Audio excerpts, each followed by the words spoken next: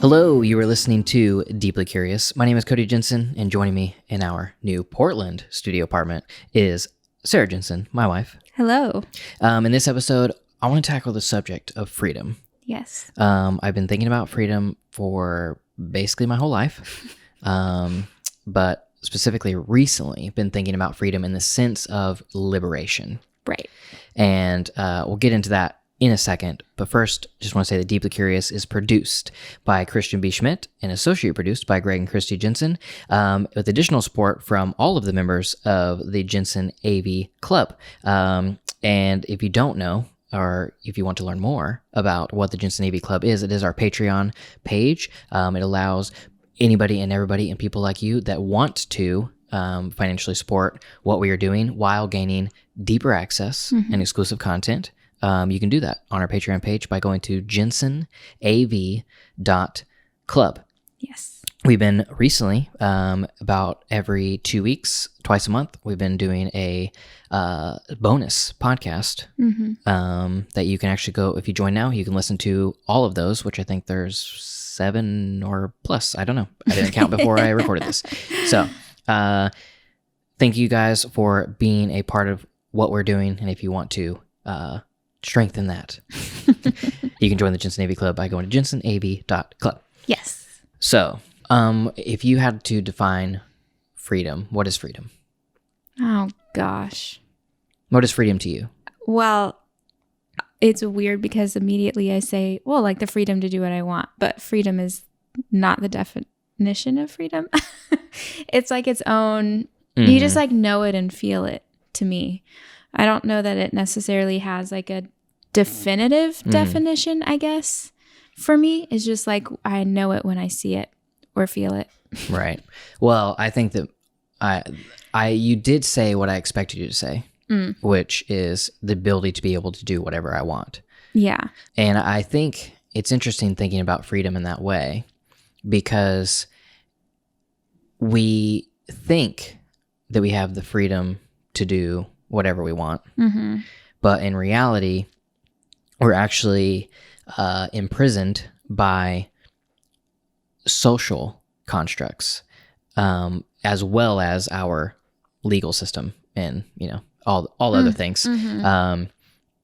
But I'm more fascinated not by like, are you truly free if you can't, I don't know, buy alcohol after 9 p.m. in Oklahoma on a Tuesday, whatever. Like that isn't necessarily what I think about when I think about the freedom to do whatever I want. It's more so like the freedom to be whoever I want. And to truly be free, then that means I have to be free of the opinions of others. Because a lot of times we're like, well, I can do whatever I want, but will you? Is the question. Right. Because having the ability to do whatever you want isn't necessarily freedom in my eyes, but having, being able to, like, actually taking steps and doing what you actually want, I think is something completely different. Yeah. Because I would agree with that. It just like, I'm trying to think of a good example. You want to karaoke, let's say. But you don't truly have the freedom to do karaoke until you're free in your own mind of how other people are going to perceive you, how your own self-doubts and your own, like, you have to be free of that, like, to be free. You're imprisoned in your own mind or imprisoned by the opinions of those around you. Does that make sense? Totally. I mean, because you can have the ability to do whatever you want, but if you're still not doing whatever you want, then you're not free. Right. For whatever reason. I mean, yeah, that makes sense, I think. Basically, it makes me ask the question of, are we truly free if we can only do what we want as long as it fits inside of a box of social acceptability? Right. What if what we want to do isn't socially acceptable? Yeah. Or isn't a social norm? Yeah. I mean, I would definitely say that. I mean, when you say it like that, like, I would definitely say, like, yeah, you're not free. Like, you're not free if you can only do what's acceptable within this parameter. You know? I mean, can you think of something in your own life that like, oh gosh, there's things you want to do, but you rarely, if never, do them because of the way people perceive you if you did it?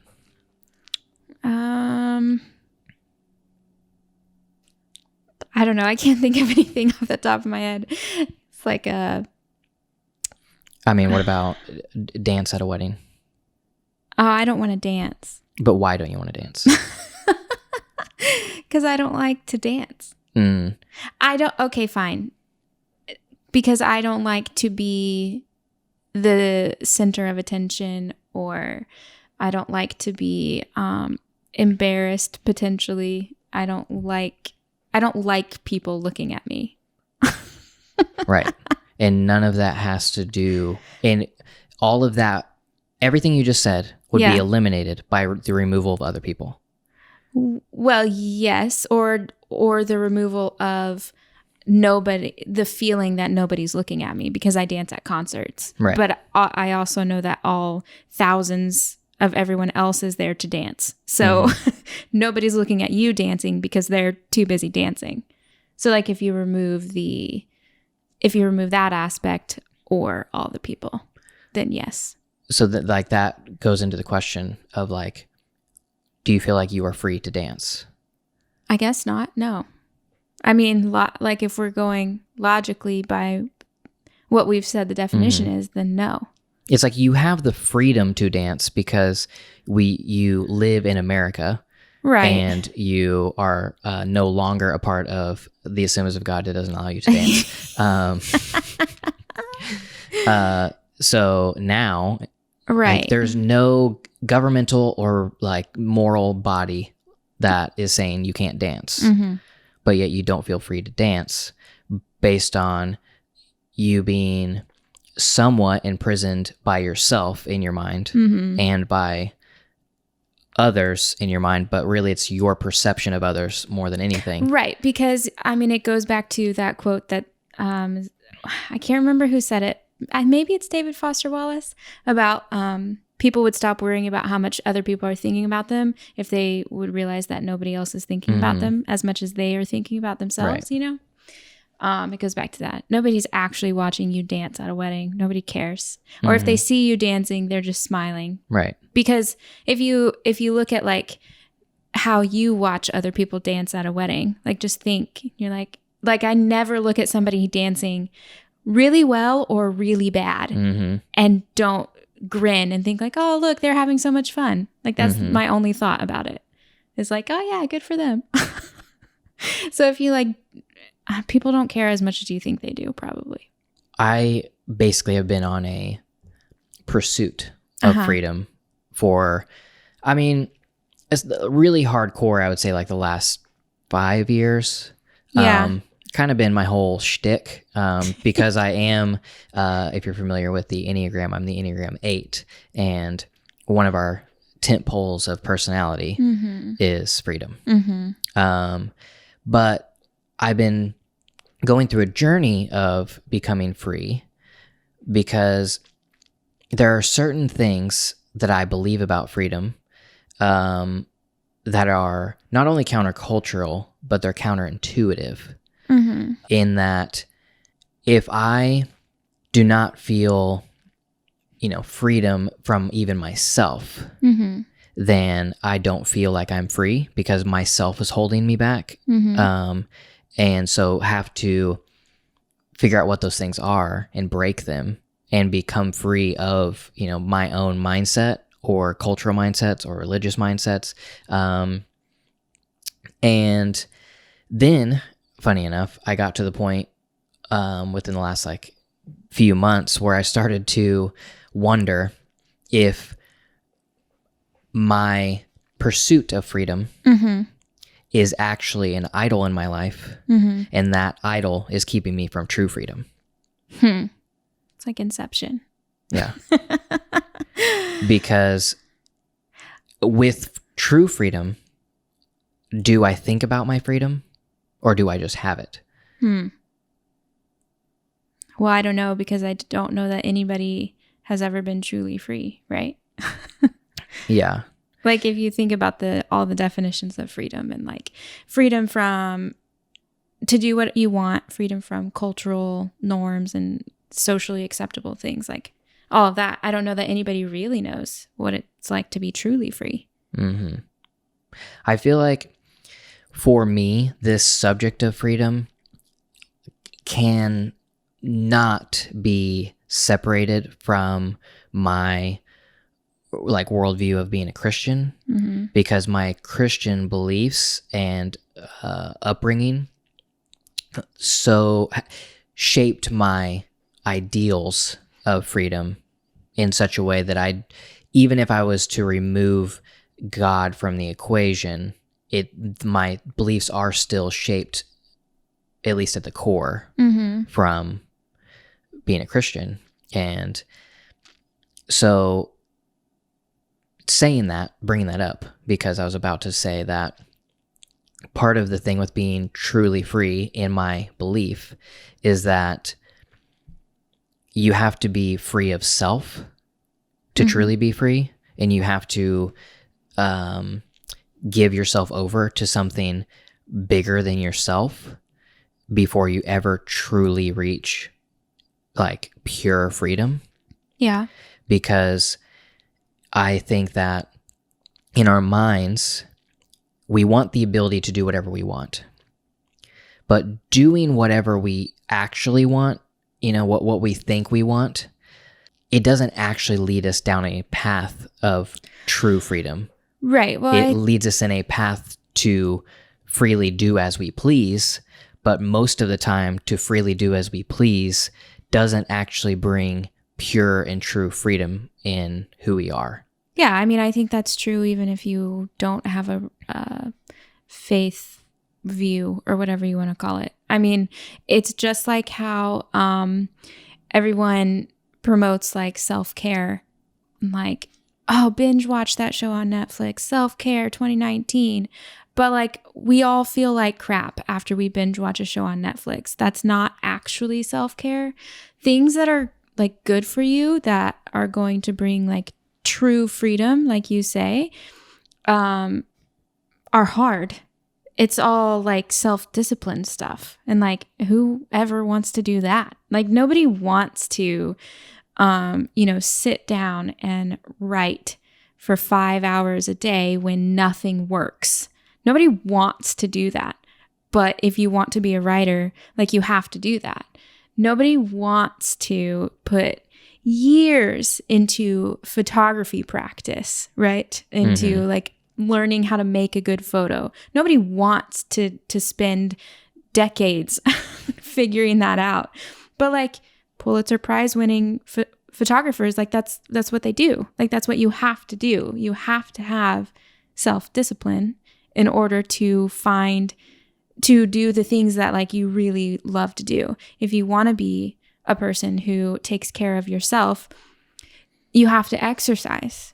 You have to not eat the bread and the sugar sometimes and actually choose a juice. Like it's not all about indulgence is the thing. And like and you don't have to be a Christian in order to like understand that, like regardless of whichever area of your life you're talking about, like freedom is not indulgence all of the time. Right. Yeah. It's indulgence sometimes. It's giving yourself a bit of a treat every once in a while, but it's not complete indulgence. It's not a simply Epicurean philosophy. Right. And like I do think that we can get that mixed up sometimes. That freedom means doing whatever I want whenever I want, but it's not true. Like freedom actually means doing what you need to do when you know you need to do it. Yeah. So that you can be free in the rest of the moments, I've had an analogy that I've used for this my whole life, based on my own life experience. And this analogy only makes sense if you believe that there is some sort of authoritative body over you, whether that is God or a godlike figure or the universe itself, like universe, karma, creativity, some sort of spiritual in that thing. realm, the way that I think about this is, and also like, I think that even if you don't believe in any other thing, I think that I even think this too of just like your own mind, like in the unconscious mind that is like, it's so powerful in what we're doing. And so sometimes I almost think that the prison, like where you're not truly free, is yourself, but a different version of yourself almost that's like deeper in there. Anyways, sidetracked. But the analogy is, if you rebel whenever you're a teenager, if you rebel against your parents put more stringent rules on your life. If you obey your parents and you do as they ask, your parents release rules and give you much more freedom than if you were to do everything that you wanted to do at every moment. Yeah. Doing everything you want to do at every moment, i.e. rebelling, causes your authoritative body, your parents, to, take things away, ground you, make your curfew even earlier, like, take your phone away, all of those things. Yeah. But if you just do as they ask and you come home, at or before curfew, you call if you're going to be late, you don't lie, let them know we're going to go, you open up so much more freedom in your life because you have proven you can be trusted. And I think that applies from, a God worldview or just a power of the human mind worldview. And I think whenever you can control yourself, so if you are your own, authoritative body, it is learning to parent your own mind. Yeah. That whenever you rebel against yourself and you like follow every whim and whimsy that causes you destruction, and you know that, and you continue to do it, and you continue to know it, then you are not free. Right. You are being controlled by yourself, by that thing. It's basically like if you wanted to make it analogous to a drug addiction, like you aren't free if you need the drug because the drug is controlling you. Right. So what is controlling you in your life? Basically what gets down to like my pursuit of freedom. I want nothing to control my life, whether that is another person or myself. Can vouch. That's true. And I do feel truly free of.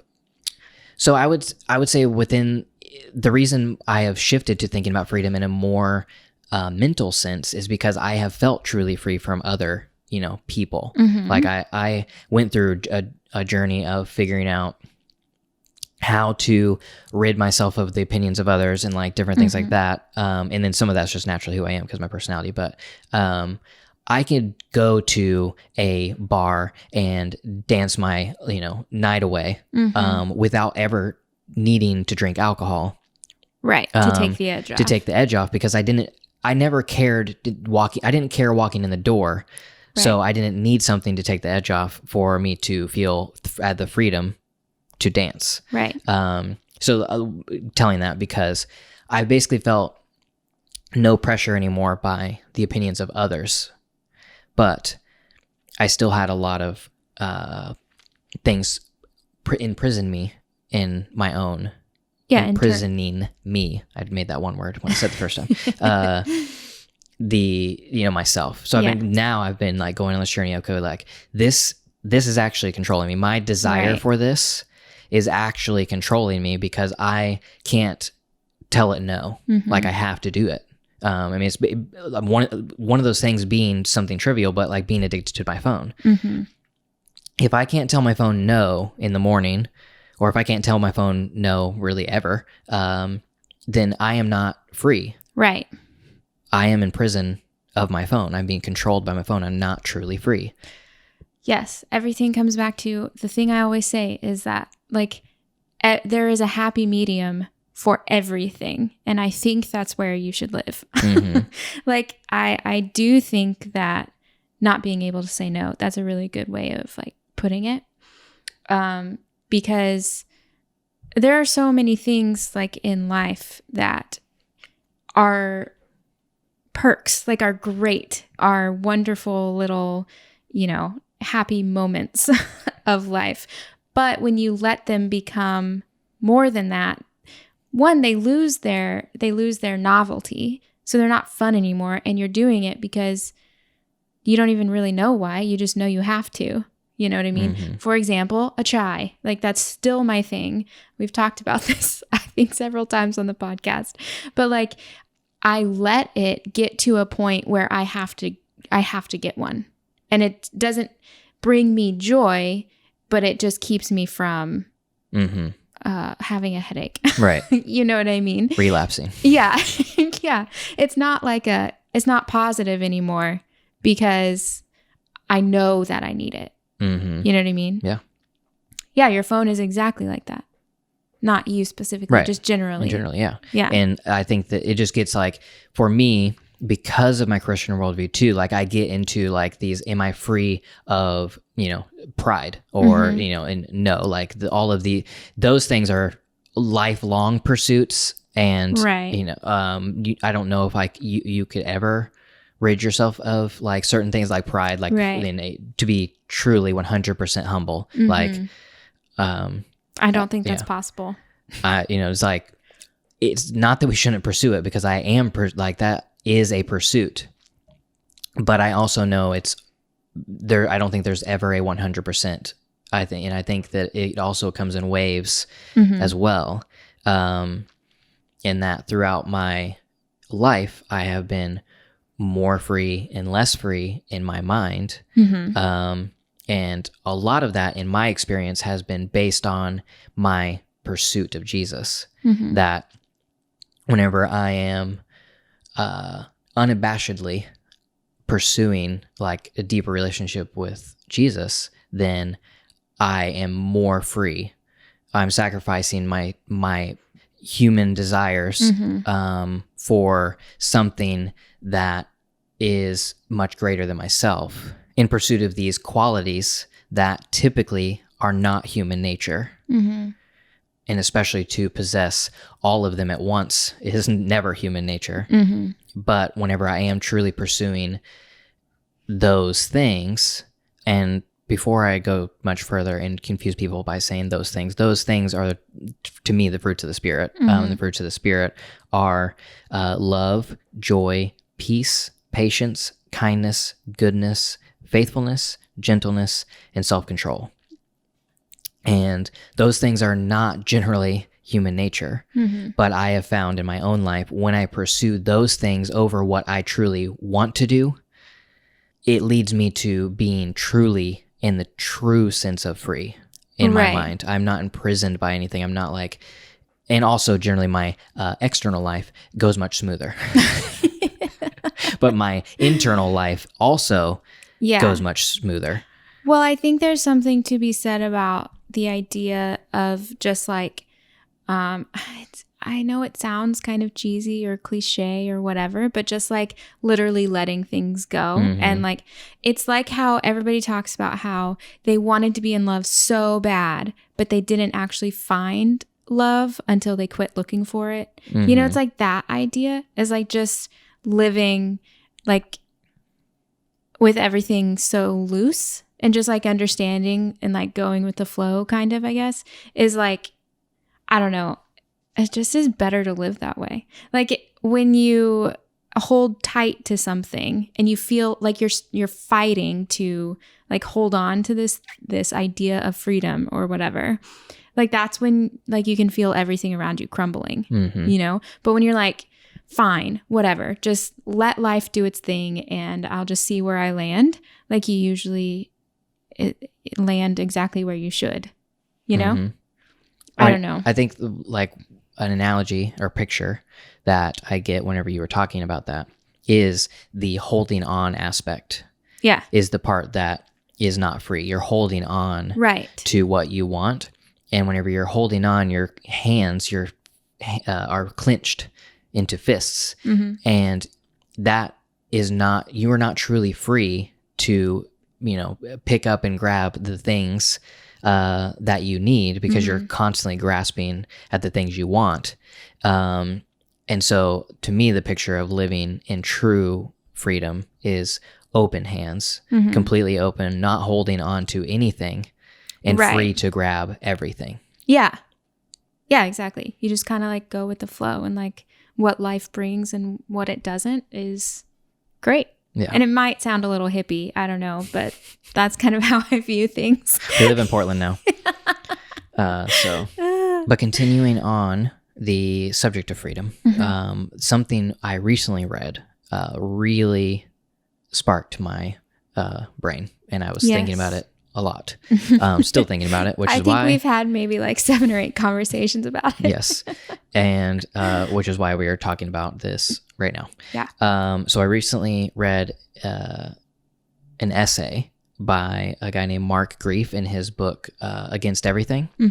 This particular essay was called like Afternoon of the Sex Children, and it very much is an essay about the American kind of view of sexuality in children. And it's not what we're going to be talking about now, but it is super interesting of the way that we sell all of our products in America are by sexualizing the youngest legal adults. And then while at the same time completely like everything about sexualizing somebody 17 or younger is wrong morally and legally. But the pursuit of selling things sexually has led to where now mom and daughter no longer play dress up, and the girl is wearing some heels and some pearls and a cute little dress to look like older like mom.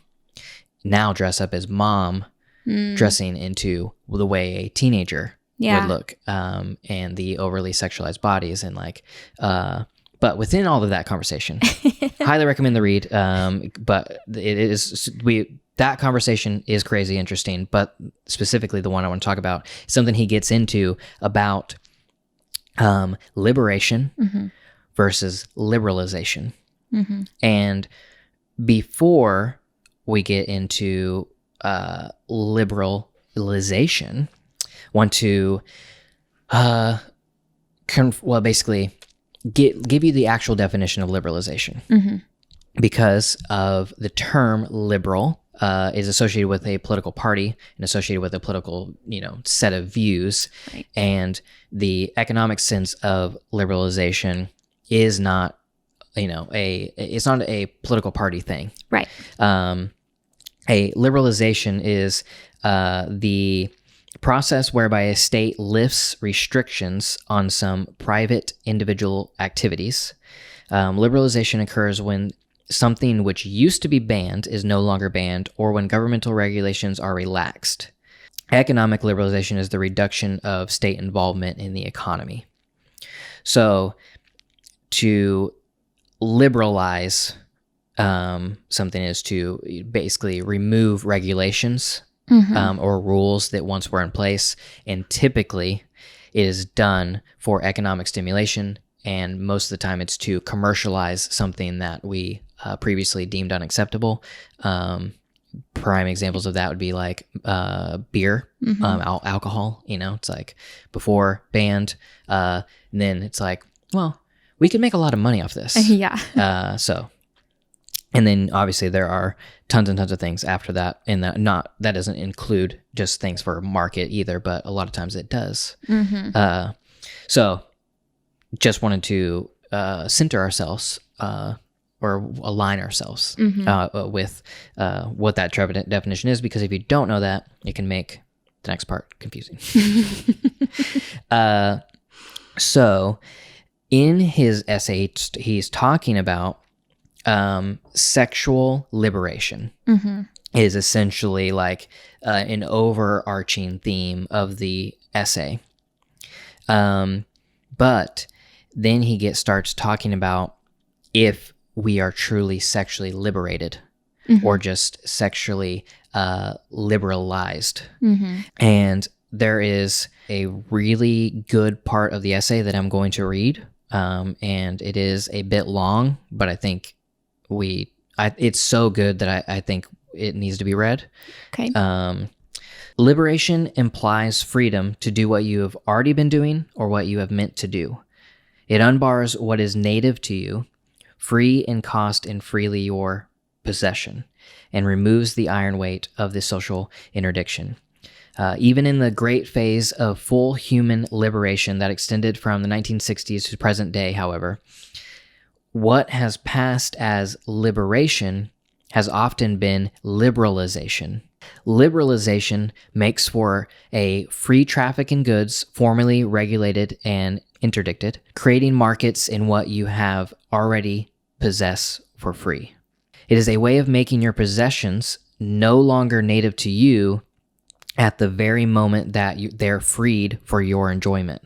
Ultimately, you no longer know how to possess them correctly unless you are following new rules that emerge to dominate the traffic in these goods. So stop there, kind of break that down before we continue. Mm-hmm. So that is talking about that difference between liberated and liberalization. Mm-hmm. And being liberated is have been and always will be free, truly free to do what you want, versus the liberalization of something is bringing these new rules and regulations around something that used to be just, not right or banned or, or whatever, or like the rules have now been lax, but now there are processes within those things. And now it is that you aren't truly free to do as you please. You're free to do it in the way that it is mandated that it's done. Yeah. And so now taking that, and remember we're talking about the sexual liberalization that the essay is kind of about. And he says, in sexual liberation, major achievements include the end of shame and illegality in sex outside of marriage throughout the 20th century, the disentangling of sex from reproduction, completed with the introduction of the oral contraceptive pill in the 1960s, the feminist reorganization of intercourse around the female orgasm and female pleasure, close to the 1970s, and the beginning of the destigmatization of same-sex sexuality, 1970 to present. The underlying notion in all of these reforms was to remove social penalties from what people were doing anyway. Mm-hmm. But a test of liberation, as distinct from liberalization, must be whether you have also been freed to be free from sex too, to ignore it, to be asexual without consequent social harsh criticism. If truly liberated, you should engage in sex or not as you please and have it to be a matter of indifference to you. You should recognize your own sex or not, whether and however you please. We ought to see social categories of asexuals who are free to have no sex just as others are free to have endless spectacular sex, and not feel for them either suspicion or pity. It's fascinating to think of that. Obviously, he's talking about in sexual reform, but like you apply that to literally every area of life, or every subject that socially, right? And then it's kind of hard to even find a subject that is liberated and not liberalized. At least within the American context, I guess. It's like we have this sexual liberation that happens, but like this framed a new question in my mind I had never thought about, of just, is it truly liberated if you can only participate in the liberation? Right. It's exactly like we said earlier about like, well, there's this little box and that's like where you live. You're truly free, but as long as you stay in this little box. Right. It's kind of like that. Yeah. Like you're truly free, but only as long as you really love to have sex. Right. And he goes on to say, one of the cruel betrayals of sexual liberation in liberalization was the illusion that a person can be free only if he holds sex as all important and exposes it endlessly to others, providing it, proving it, enjoying it. This was a new kind of unfreedom. In hindsight, the betrayal of sexual liberation was a mistake the liberators seemed fated to make, because moralists had said for so many centuries, sex must be controlled because it is so powerful and important. Sexual liberators were seduced into saying in opposition, sex must be liberated because it is so powerful and important. But in fact, a better liberation would have occurred if reformers had freed sex not by its centrality to life, but by its triviality. They could have said, sex is a biological function, and for that reason, no grounds to persecute anyone. It is truthless. You must not bring force to bear on people for the basic biological and private. You may not persecute them on grounds so accidental. You must leave them alone, neither forcing them to deny their sex nor bring it into the light. Oh, that is all of media right there. Everyone wants to know what sexuality everybody else is. Also, whenever you were reading that, I was thinking about another prime example of liberalization versus liberation would be the feminist movement. Because a lot of feminist conversation, I guess, would be... you start out like every woman is only good for housekeeping, right? And like being the wife and the stay-at-home mom and all of that stuff. Well, the feminist movement comes on, and now it's like, obviously, every woman has the right to do whatever they want, right? Is what they're saying. But if you are a woman who wants to be a stay-at-home mom and a housekeeper, then you kind of aren't free to say that or to be that, right? Within the feminist movement, or the maybe women who still sexualize their over sexualize their bodies, right? Who still do that. They're sort of maybe frowned upon, like, oh, you're not moving the movement forward, like you're keeping us back or whatever. But true feminism is you can do whatever you want because you are a woman and you get to choose who you are, right? That's true feminism. Well, that's true liberation and true within freedom. The feminist movement. Yeah, that's what I'm saying. It's like true feminism is saying literally, you get to do whatever you want with who you are, even if I don't agree with it. Yes, that's. I think that's the thing. Is like you are free to do whatever you want, even if I don't agree with it. Yeah, that's liberation. Yeah, but there are caveats within every movement, really. It's like you start out way over here, like feminism. Everyone should be a housewife, right? And then you just swing way to the opposite side. And then eventually you settle in the middle, which is maybe liberation sometimes. I don't know. Yeah. But I do think that that's true. Yeah. I think just whenever things aren't truly liberated, it becomes this like, it's difficult because a lot of times, if not all the time, the feminist movement is a needed and great thing. Right. It's like the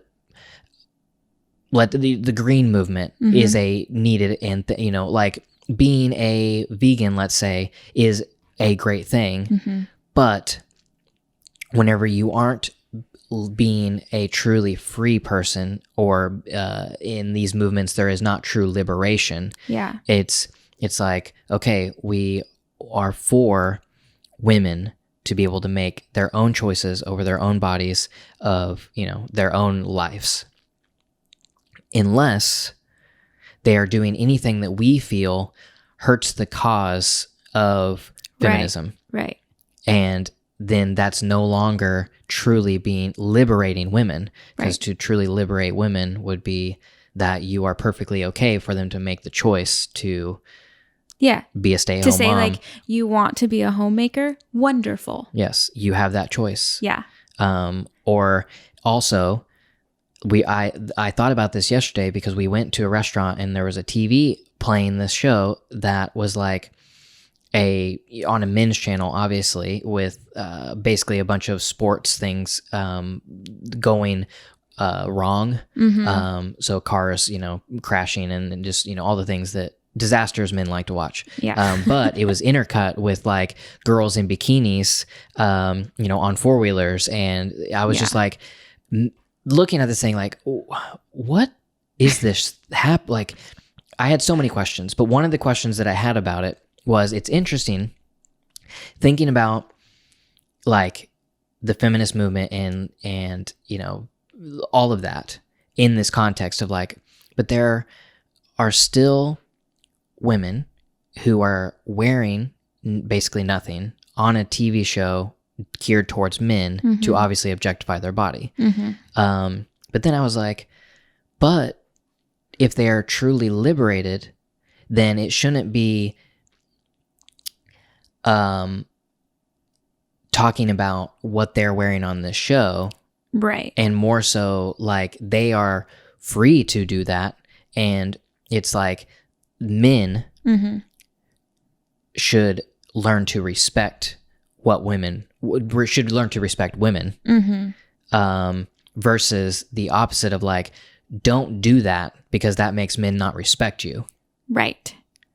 But if that's what she wants to do, then she should do that because that's feminism. Right. It's all, everyone is equal.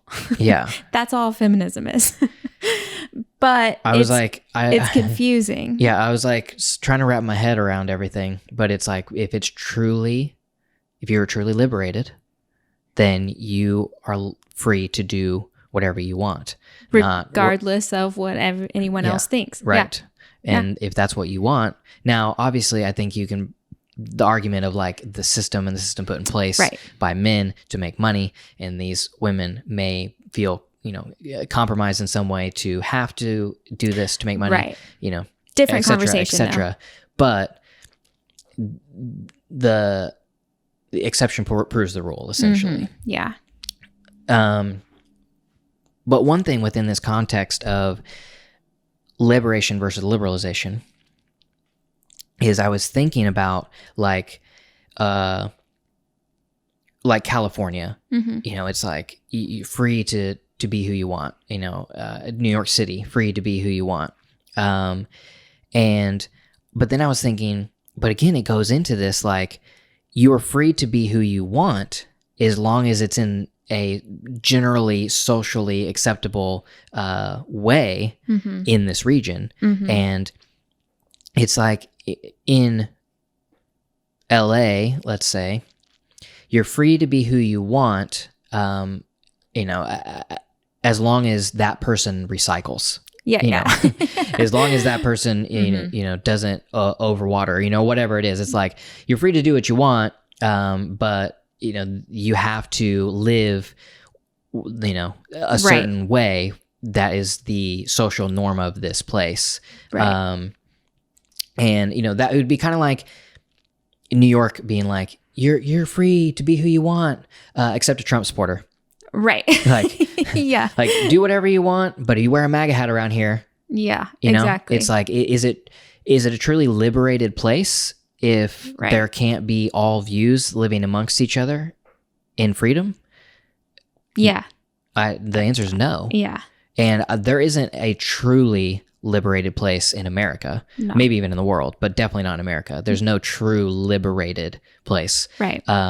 Because it's the same if you went, to the South and, had on your Obama shirt, like you're going to get remarks and things like that. Like, and not even politically, not even everything has to be political. Well, I was going to say, we go back to the Midwest and get comments for being vegetarian. I mean, it's the same idea. Right. Yeah. That's kind of like why I brought up veganism earlier, because it's like that movement does nothing but constantly hurt itself by not letting people be free. And obviously just the pretentious judgmental tone, that most of it has, is a case of how to change nobody. So, but in a truly free and, liberated place, it's not that people shouldn't pursue things that are ultimately better for our collective good and environment and world. Right. But there wouldn't be the air of judgment around it if you truly believed that people are free to do as they please. Right. And that, they could choose to be, to help with your movement, but do it in a way that is educational and loving. Right. Anyways, rabbit hole. I was thinking about places, but then you came across, or somebody sent you this, the passage from one of your favorite authors. It's from Donald Miller in his book called Scary Close, which is all about his journey, I guess, lack of a better word, learning how to be truly intimate with other human beings and not like have those walls up all the time. But in one of the chapters, so he lived in Portland for a very long time.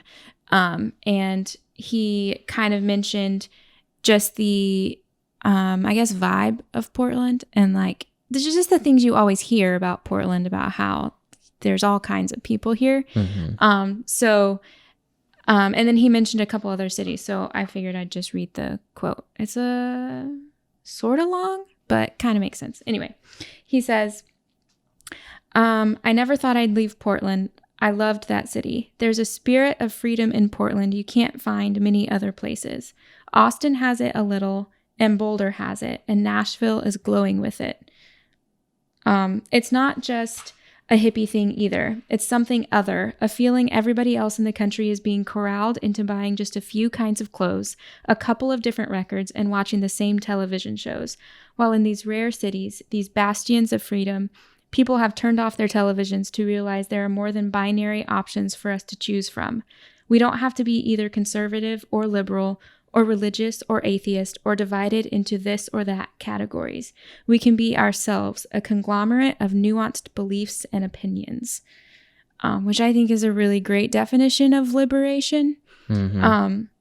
He's obviously not talking about that specifically in this chapter, but I do think that that's exactly what he's describing. Right. Is true liberation versus liberalization. Yeah. And I think when you go to other cities, you can see it, I mean, so evidently. Like there is even in like how we mentioned buying just a few kinds of clothes. I mean, my goodness, like you go to New York City and there is an exact New York City, this is what you wear vibe. You go to LA and it's the exact same. Everybody in LA wears the exact same clothes. Yeah. But I do think like so far in Portland, now, I mean, Portland isn't as fashion forward as those cities. I will say that. Like, I don't think I've seen that many like people here that I'm like, oh yeah, they know what they're doing, you know?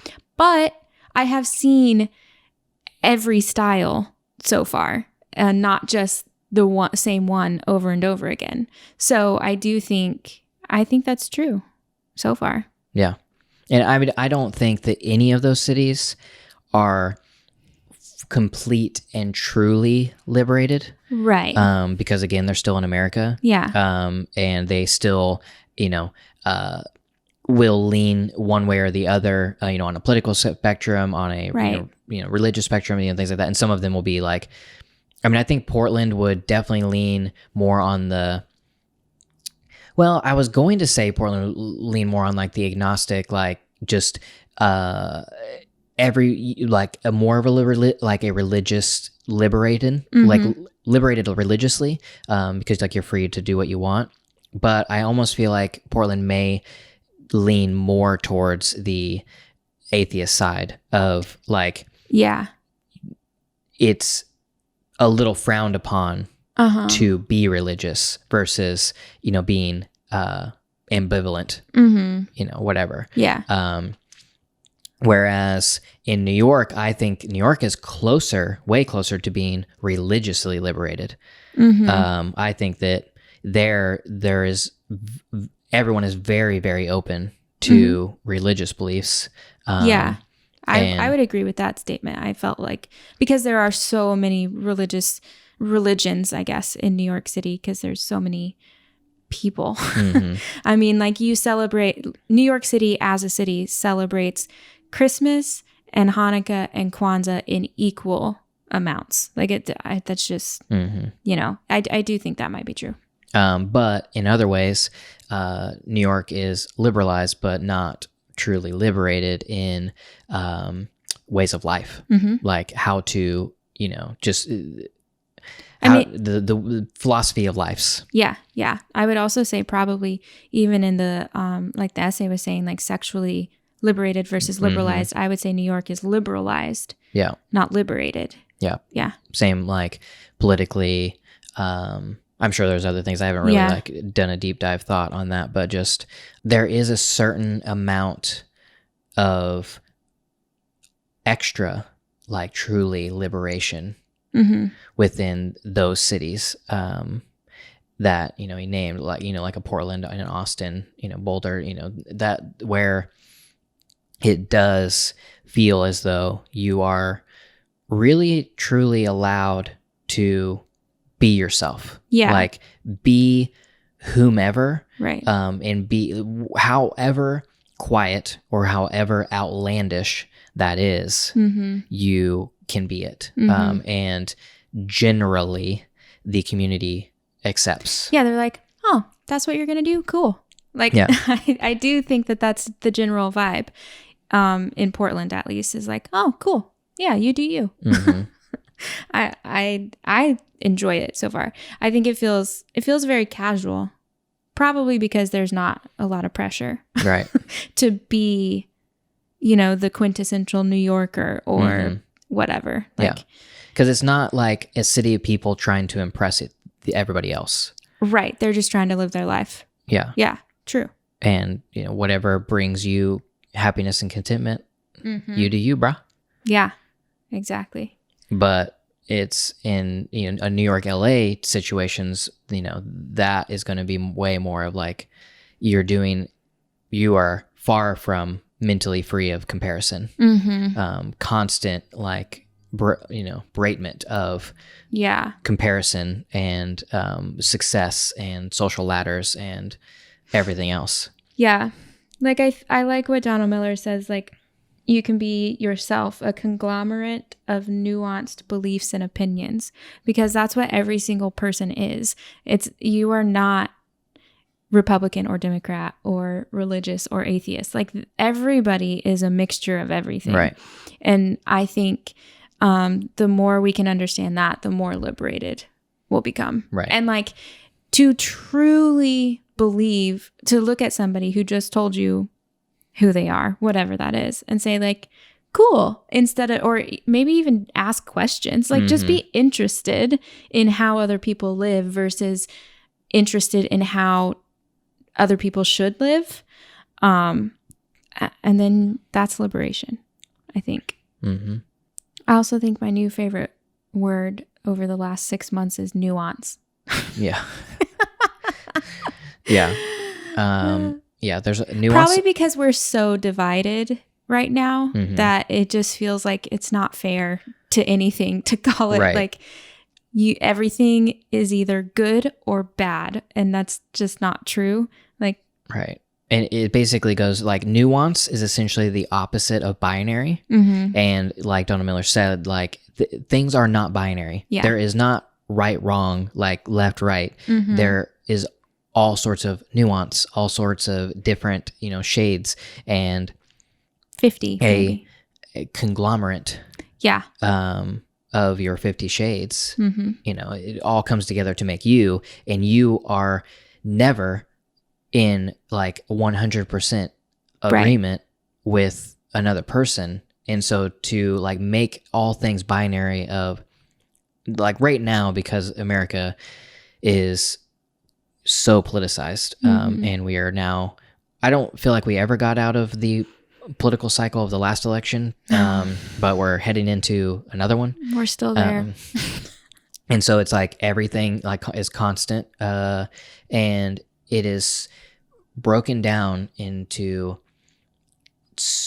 getting so close to just being a legitimate binary of blue, red, left, right, like, and that's it. It's either yes or no. Yeah. Yeah. You can't even, I mean, to say that you are free, to say that you live in a free country and that you are liberated to do the things that you want, and yet you have to constantly lie or cover up or justify your choice of political party, and accept like the president says that we aren't truly free. Because if you were truly free, you could say, I'm a Republican because, this, and this, these things that Trump has done, I like. There is like, Trump is, and you would also be free to say, Trump is also a misogynistic racist with nationalistic, aspirations. Yeah. And to the fact that we are not free to truly like have nuance in our beliefs, in that you can criticize, like to be liberated, that gives you the freedom to criticize the thing that you believe in. Yeah. Yes. I firmly believe in the existence of God, and I firmly believe in the power of the local church, but also I could criticize. We could talk a long time. We could talk a long time about one, doubt, but then two, really wrong things with the church and justifications of scripture, because I'm free, because I'm liberated in that, because I believe and I am a part of and I ascribe to a certain group of people, but I firmly disagree with a lot of the past and a lot of the current situation going on, but I can stand in both.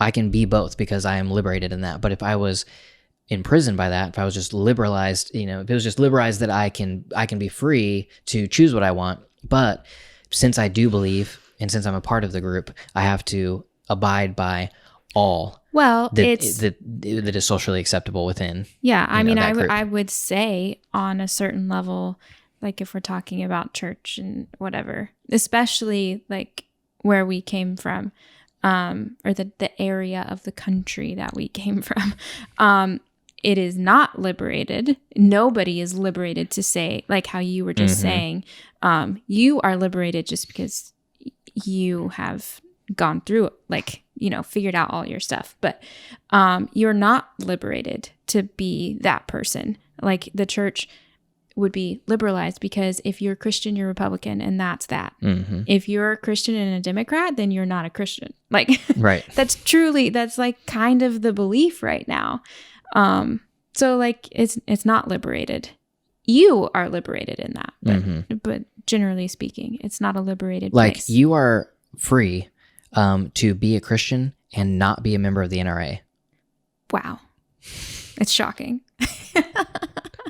But yeah, that gets into a whole other conversation. But I do think it's really fascinating to think about in your own life, because we heard about this, I guess, maybe 3 or 4 months ago. And I really have. It's the only thing I've been thinking about is okay, am I liberated in this? And then, kind of going down that rabbit hole of what that feels like or what it would be like to be liberated. And generally speaking, I'm not liberated in any area of my life. You know what I mean? I go about my day thinking, oh, I'm totally free because, whatever. But I'm really not. I very much let every outside opinion matter. And also just the climate in which we live. I do not feel liberated to say what I want to say and to, whatever. Right. So I think I've been reevaluating all of that a lot. like, okay, am I actually free? Mm-hmm. And I think in this whole conversation, this like truly being liberated, is what led to the podcast discussion of the pursuit of cool, because I had to liberate others in my mind, Right. as much as I had to liberate myself. Right. Like you have to learn to be okay with other people living a different life. Right. Than... It's like I had to, like, if I'm going to be liberated to make the choices that I want, then I need to liberate others and to make the choices they want. So if they, love something that I really don't, I need to not be pretentious about it and let them live their life and do the things that they love to do. Yeah. Because that's what I want. I want to be able to live my life and do the things that bring me joy. And if some of those things are weird to others and they make fun of you or they criticize you, then it makes that thing no longer fun. Right. So I don't want to ruin other people's fun. Yeah. So I think that the even last podcast discussion was kind of like rooted in this like pursuit of like, what is liberation? Yeah. Yeah. I think it's a really fascinating thing to ask yourself and like truly be honest about your life and what it looks like. And, also I think kind of along with this is I've been thinking a lot of like how easily we are manipulated without even knowing that we're manipulated in like advertising and stuff like that. And so I've also been, along with asking, am I truly free, is asking like, am I being manipulated into thinking something? Right. Because I do think that, especially in America, because that's the only context I have, that like we're manipulated into thinking that we're free, but we're not. We're manipulated into thinking that we will be free if we buy this product. Well, for sure. But I think also even on a bigger scale, we're manipulated into thinking that we're free people. But in a lot of ways, we're not free. I mean, I guess if you like want to get down to the nitty gritty, yes, I am a free person. I can do whatever I want and say whatever I want in the country that I live in. Like I don't take my freedom for granted. And that's not what I'm saying. But also, we're not free. Like America is a very screwed up place. And yeah, it's like we are the most free country. Right. Like the reason we can have this conversation about mental liberation is because we have been physically liberated. Correct. Like the reason we can even get this far into who we are is because where we live.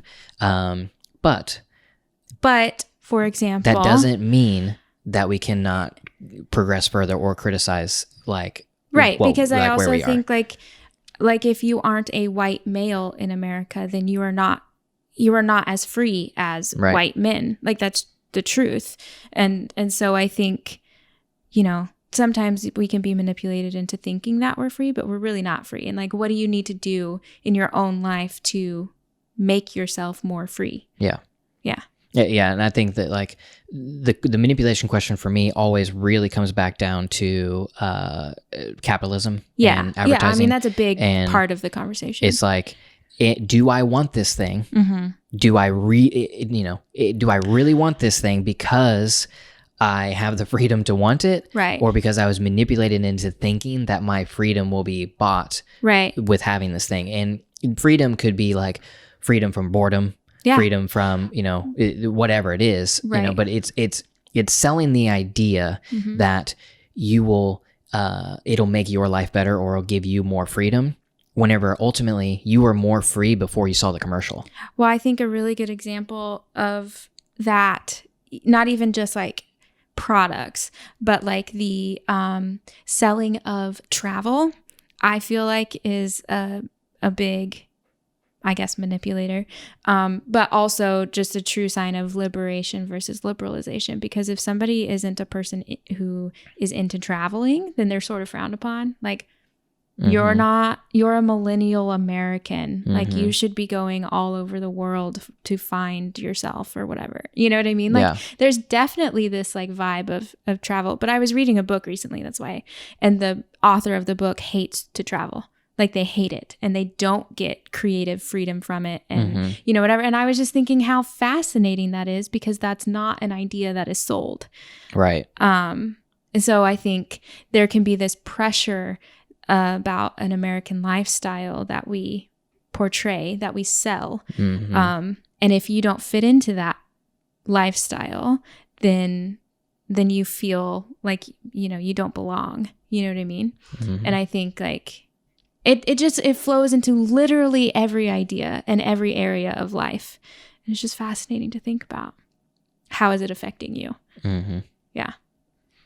Yep. Well, everything is affecting me, which is why I try to free myself Yeah. of a lot of things. Yeah. So it no longer affects me. Yeah.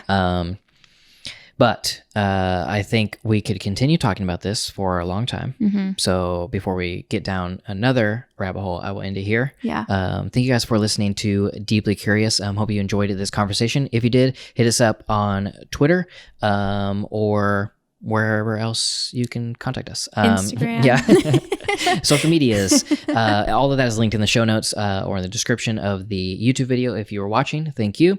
If you guys want to get deeper access to us, exclusive content, head over to Jensen AV Club. That is our Patreon that you can join for as little money or as much as you would like to contribute. Every little bit helps us continue to be able to do this at higher and higher quality. So thank you guys. Thank you. And we will see you next week. Bye.